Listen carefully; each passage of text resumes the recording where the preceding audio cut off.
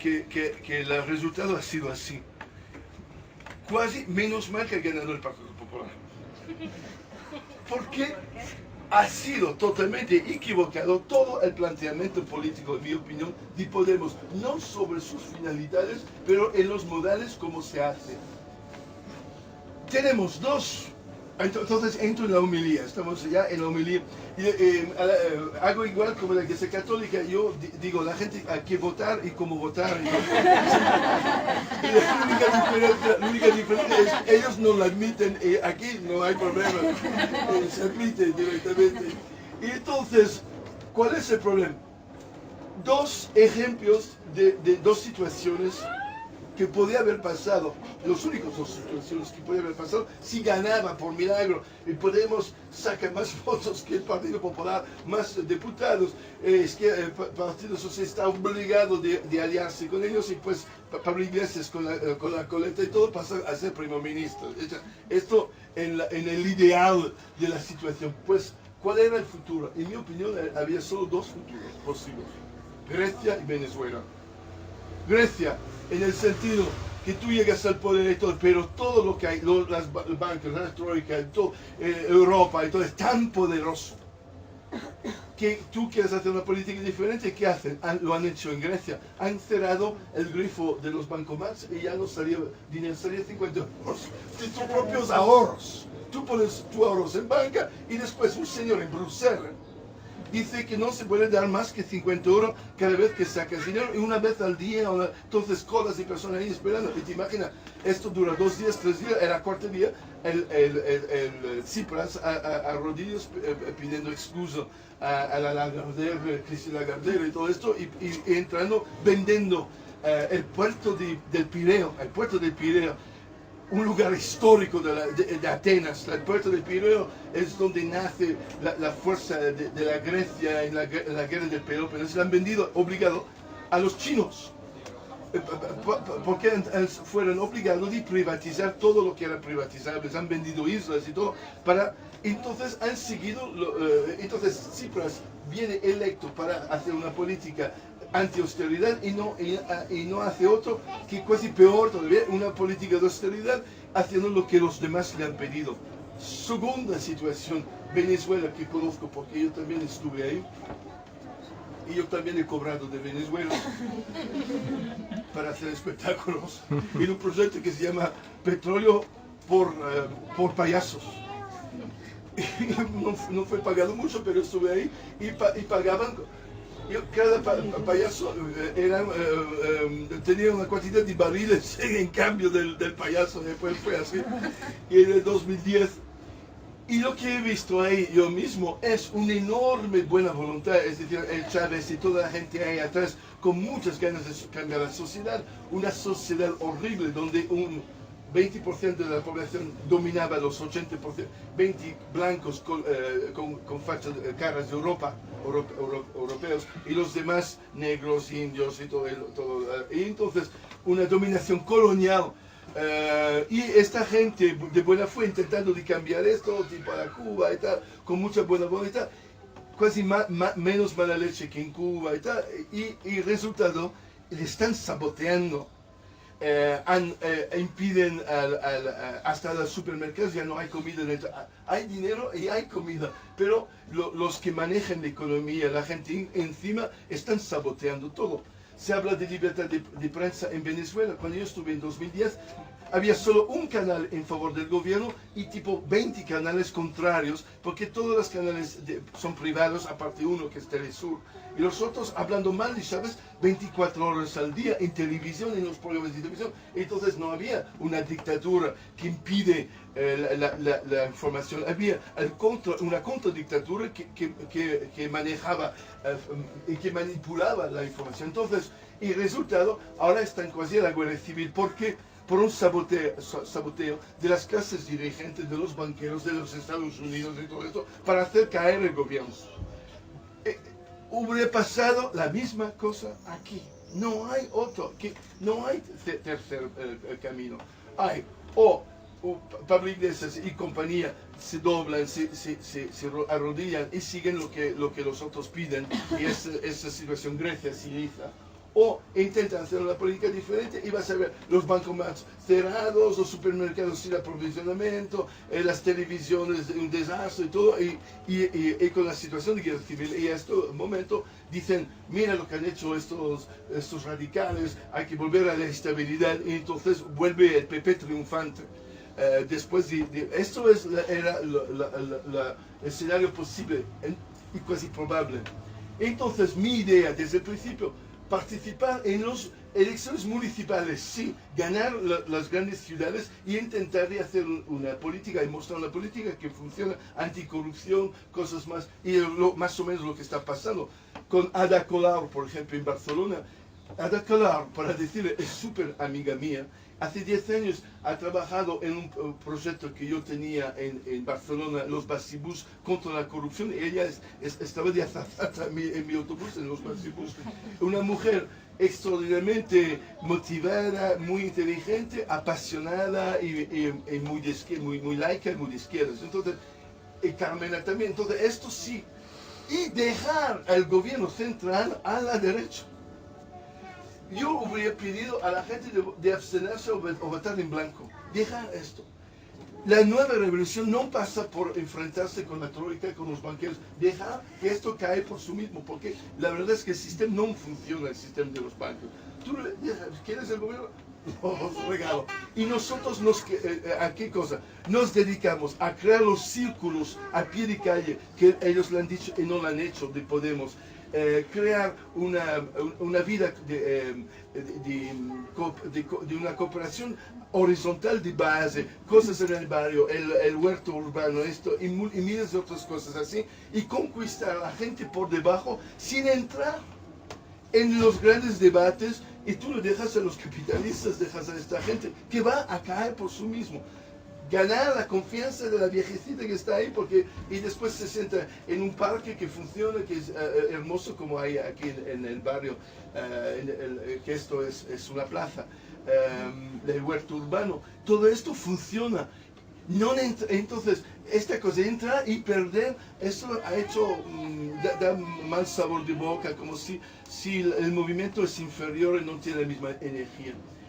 La revolución no pasa por los estados tal cual están concebidos hoy en día. La revolución pasa por debajo a que la gente, como que se organiza. Yo no pido dinero de nadie, el ayuntamiento no me paga nada, y yo estoy en el sistema capitalista denunciándolo y tal, y intentando a mi manera, muy pequeño, de difundir un mensaje de esperanza. Y entonces eso, a nivel de todo un país y a nivel Varoufakis, a nivel de Europa, un trabajo de hormigas muy concreto, y esto mantiene la ilusión, que mina los que dirigen las grandes estructuras de las bancas o las estructuras de Europa, y esperar el momento que la cosa va a caer por su peso. Estar listo cuando caen y dicen, mira, tenemos estas soluciones, ¿no? Tenemos todos estos círculos, toda esta base que trabaja con nosotros, y si queréis entramos y hacemos eso. Eso es lo que el Vaticano, desde aquí, lo que el Vaticano sugiere, y podemos todavía hacerlo, visto que no han llegado al poder y no van a llegar al poder. Entonces, y estamos en esto, con mi amigo Alberto San Juan, que tiene el teatro ahí arriba, estamos hablando a la gente de Podemos, a ver, el momento de reactivar los círculos, reactivar todas las cosas de base. Eso es donde está el poder y no arriba. ¿Por qué digo todo eso? Pues también porque tenemos aquí, y cada semana voy hablando de un personaje que son nuestros santos, en pocas palabras, de la Iglesia Católica. Vuelvo a hablar de Diógenes, de cual he hablado bastante en estos últimos años. Diógenes,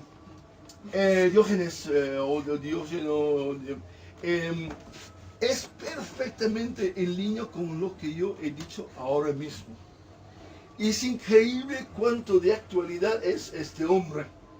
Y entonces, para recordar un poco las fechas, nace al principio del cuarto siglo.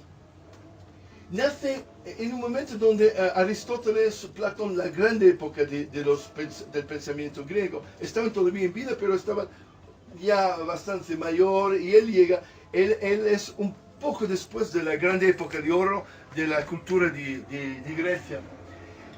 Nace en una ciudad que es hoy en día, en lo que es la Turquía hoy en día, sobre la Mar Negra. Toda la Mar Negra que ahora es Turquía, del otro lado Rumanía, Ucrania, Rusia, Georgia, esta mar ahí, era todo griego antes. Las ciudades alrededor de este mar eran colonias de la Grecia. La Grecia llega en Italia también, a Sicilia, Nápoles, Neápolis, todo esto era griego. Habían griegos hasta en la Costa Brava, aquí, hay un nombre, Anforas, creo que se llama, un pueblo que se ha descubierto.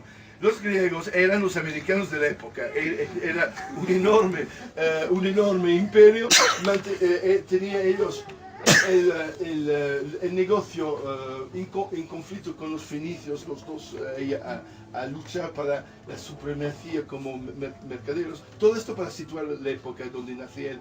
Y él nace entonces en una ciudad griega, de una familia ultra rica, el 1% de la época, era de estos. Su familia era banquero. Su padre era banquero prestando dinero para el comercio internacional de los griegos. Y pasa en su juventud una historia que condiciona toda su vida. Viene denunciado el padre y el hijo también por ser corruptos, banqueros corruptos. Eso ves que hay alguna sintonía con la realidad de hoy.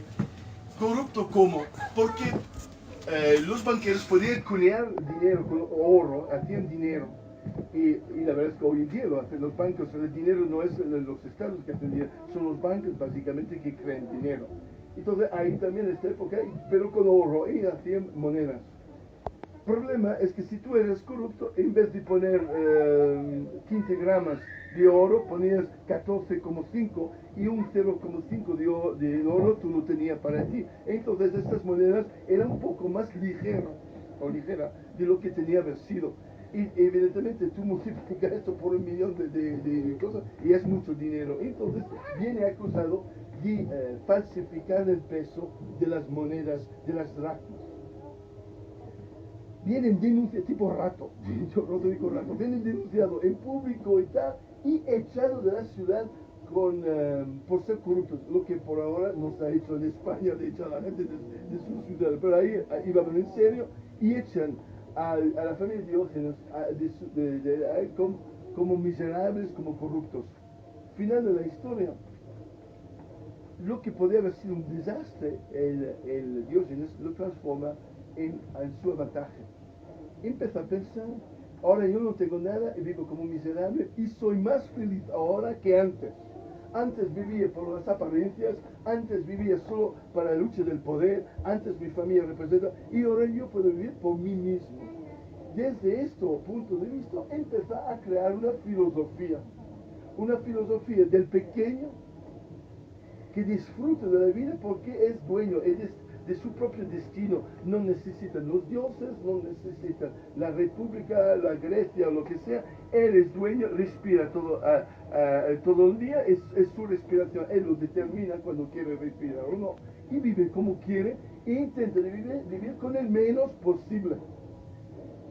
Pues esto en Lavapiés se entiende muy bien, es una filosofía mucho del barrio.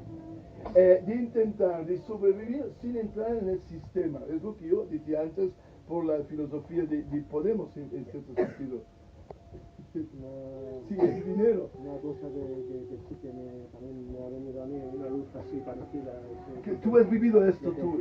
Sí, de liberación de pero mira, aparece Diógenes, mira la barba, mira la cabeza. Y un Diógenes un poquito más tonto, ¿no?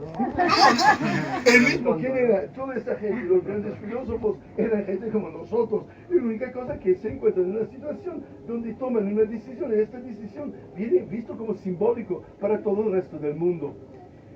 ¿Cómo se decide él? Decide que finalmente la gente más feliz, el animal más feliz, es un perro. Pero está ahí, vive ahí, come cuando puede, folla cuando puede, y no tiene responsabilidades. Y de ahí la palabra en griego antiguo, pero en latino, italiano, cane o te, es sin, tien o tian en un griego antiguo, y entonces él se llama cínico. Esta palabra, Diógenes el cínico, no, nosotros entendemos cínico ahora como cinismo, porque es una palabra que tiene su sentido, pero viene de la palabra pero. Es uno que vive tranquilamente como un pero, es decir, que coge las cosas en el momento, no quiere dominar la narrativa, acepta la narrativa que hay y lo vive la narrativa a su manera. No entra en conflicto, el pero está por ahí. Entonces, él se transforma en Diógenes el cínico o el seguidor del perro, nosotros de los patos. Pero bueno, y entonces, ¿y dónde va? Va a la capital del imperio, que es en este momento Atenas, se pone en el Fórum. ¿Qué es el Fórum? Sino un programa de televisión. El Fórum es donde la gente va para tener informaciones. No hay televisión, no hay radio. Si tú quieres saber lo que está pasando, vas al Fórum y hay toda la gente discutiendo. El ejército, no sé qué, ha sido derrotado ahí. Hostia, en el Fórum han dicho que el ejército ha sido derrotado. O este banquero corrupto ha perdido. Entonces, es el Fórum. Entonces el tío va en el Fórum, se pone ahí. Y como no necesita de nada, y su filosofía es de no tener nada, vive en un tonel, ha encontrado un tonel, y ha puesto un materazo o algo ahí dentro, y vive ahí dentro, vive pidiendo dinero a la gente solo para comer, está ahí, y en cambio, ¿qué hace? Más o menos lo que está haciendo ahora mismo, va dando su punto de vista, sus opiniones, y discutiendo. ¿Por qué entrar en esta lota para el poder, el dinero, cuando podemos vivir de puta madre así? Y ahí rascando los cojones al sol. Y la gente aceptándolo, escuchándolo, y siempre más seguidores alrededor de su tonel, gente sentada escuchando sus ideas. Y llega a ser muy famoso, tan famoso, que viene puesto incluso como el filósofo más famoso de Atenas de su época, Diógenes el cínico. En este momento el hombre tiene ya 50, 60 años, ha vivido 30 años ahí en el Fórum, toda la gente lo conoce, y Atenas cae bajo la dominación del rey Macedonia, Alejandro Magno. Empieza ya a perder la idea de la república, porque las cosas se hacen siempre más dominado por el dinero, y Alejandro llega a ser como un emperador. Entra Alejandro de Macedonio en Atenas, y la primera cosa que pide, yo quiero hablar con el más grande filósofo de nuestra época, que es Diógenes. Alejandro Magno era alumno de Aristóteles, entonces era un poderoso, pero también un hombre iluminado, un hombre con una cierta inteligencia. Viene llevado hasta el Fórum por su ejército y dicen, ¿dónde está el más grande filósofo de Atenas? Lo que voy a contar ahora es una anécdota muy conocido en la historia de la filosofía, pero tiene un poder de símbolo. La gente en el foro dice, usted, señor el emperador, quiere encontrar el filósofo más grande, está aquí. ¿Dónde? ¿En qué palacio? La gente dice, no vive en un palacio, vive en un tonel. ¿Cómo? El más grande filósofo de Atenas vive en un tonel, sí señor. Y es ahí, ese señor Diógenes, donde se acerca. Y el Alexander, que era joven, todo de oro y tal, se puede imaginar. Y hay esculturas de él, un hombre lleno de apariencias y muy guapo y tal. Y dice, yo soy Alexander Magno, Alexander el Grande, y yo ahora soy el nuevo jefe, el líder de Atenas. Y usted, y él dice, yo sentado, no se puede decir, se queda sentado, y yo soy Diógenes, el filósofo cínico, y nada, bienvenido, el Diógenes. El Alejandro dice, yo soy ¿sabes que soy el grande? Sí, yo sé quién es usted. Y dice, yo puedo hacer cualquier cosa. He visto que usted es el más grande filósofo, lo vea como terrificante, que usted vive en estas condiciones tan pobre y tan triste, ahí en un tonel. Basta pedir a mí cualquier cosa y yo lo puedo entregar, porque yo respeto a los filósofos y respeto la cultura de Atenas. Y Diógenes, ahí sentado, dice, pues yo no necesito nada. O quizás sí, una cosa solo, si usted os puede mover de 20 centímetros más a la derecha, porque me está haciendo sombra. Me gusta estar en el sol. Esta leyenda o anécdota se ha quedado en toda la historia. Los griegos les gustaban mucho estas anécdotas porque en pocas palabras consiguen situar una filosofía. Y yo creo que es mucho de la filosofía hoy en día. Todo esto de la troika, responsables del presidente de Estados Unidos y todo. Y a la fin, ¿quién son? Son señores nadie, tienen todo esto poder, pero a nivel de inteligencia poco. Entonces, usted domina lo que quiere, pero usted pues, un poco más por ahí porque yo quiero ver el sol y quiero vivir por mi cuenta. Hay otra anécdota que también muy interesante, que es otro filósofo, que no me recuerdo su nombre, de esta época, viene también a Diógenes y dice Diógenes, usted es cabezoso, con todas las cosas buenas que dice y la inteligencia que da, no necesitas vivir en un tener, y él dice, yo quiero vivir de esta manera, quiero ser coherente. Y dice, pero para ser coherente filosóficamente no hay que vivir así, esto no es coherencia. Y dice, si tú has sido algo un poco más para el emperador Alejandro, tú no necesitarías comer lentejas todos los días. Y él contesta, y es también una anécdota muy conocida, contesta, pero si usted aprendía, se dice en español, aprendía a amar las lentejas, no necesitaría arrodillarse frente al poder. Y creo que esto también es una anécdota que yo quiero dedicar a mis colegas, compañeros monologuistas. Yo tengo una cosa particular con todos los monologuistas, ahora están de todas partes. Son algunos muy divertidos, muy inteligentes, pero se han vendido al sistema. Yo he ido a ver espectáculos de monologuistas patrocinados por la MAU, patrocinados por no sé qué, están en todos los programas de televisión y no tienen... yo he tenido un enfrentamiento la semana pasada, antes de las elecciones, con Berto Romero, por Twitter. Berto Romero, a un día o 2 días antes de las elecciones, hace un comentario sobre la serie Guerra de Tronos. Pero una cosa, ¿cómo se llama? Barato, como se llama, una especie de chiste. Estamos a 2 días antes de estas elecciones, el domingo pasado, con la Inglaterra que salía ahora, que había salido del Brexit y todo eso, y va a comentar sobre Guerra de Tronos. Y además tiene 2.000 o 3.000 seguidores. Podría haber dicho, no sé, una consideración política o decir algo, no, se ha quedado así. Entonces, yo le he dicho, quizás no es un momento de hacer un comentario sobre el ganador en la situación política que hay. Y él se enfada conmigo y me dice, bueno, entonces usted puede decir lo que yo tengo opinado o no, algo así.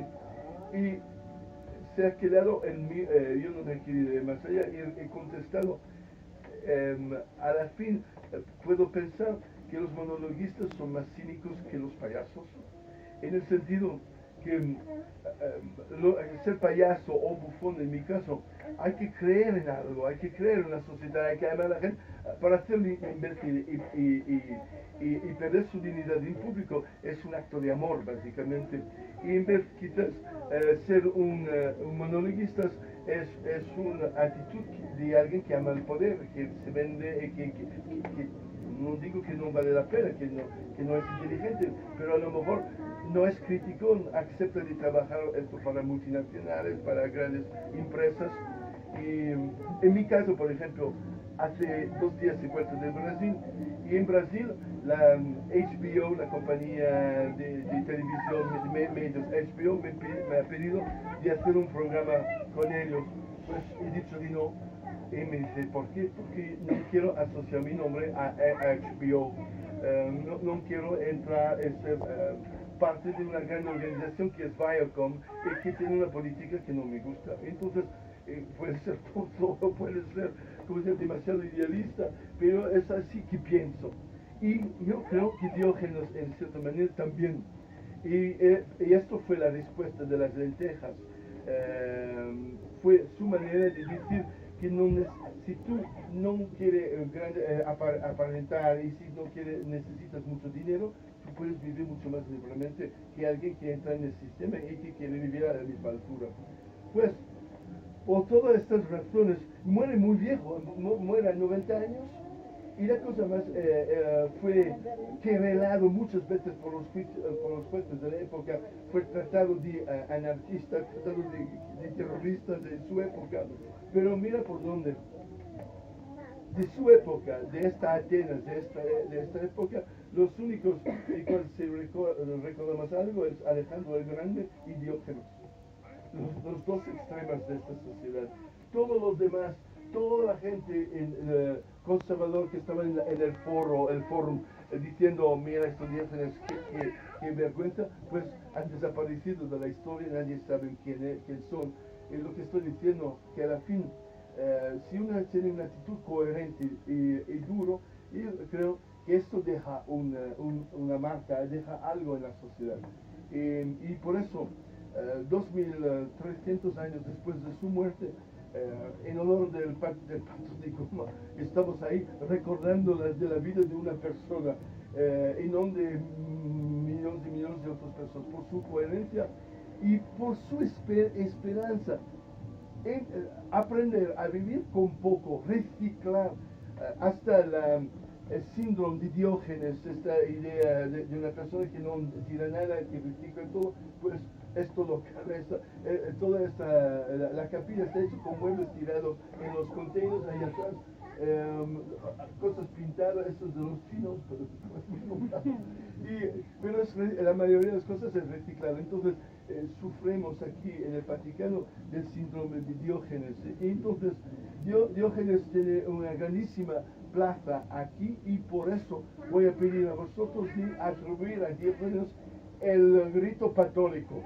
¡Guau, guau, guau, guau! Señores y señores, estamos con la ciudad, qué calor. No, yo había el local antes era un taller de cafeteras italianas en la calle y le habían puesto un aire acondicionador ahí fuera y lo encontraba muy feo, esta cosa horrible fuera. Y lo he quitado, pero lo he quitado en enero. Parecía feo en enero. Después llega a junio y empecé a decir, quizás tenía razón nosotros. Y ahora sí, con toda la mierda que tengo fuera, a lo mejor sencillamente un aire acondicionado hubiera sido bien. Pero del otro lado, no queremos dejar una huella demasiado grande a nivel carbónico en esta tierra, entonces hay que sufrir esto.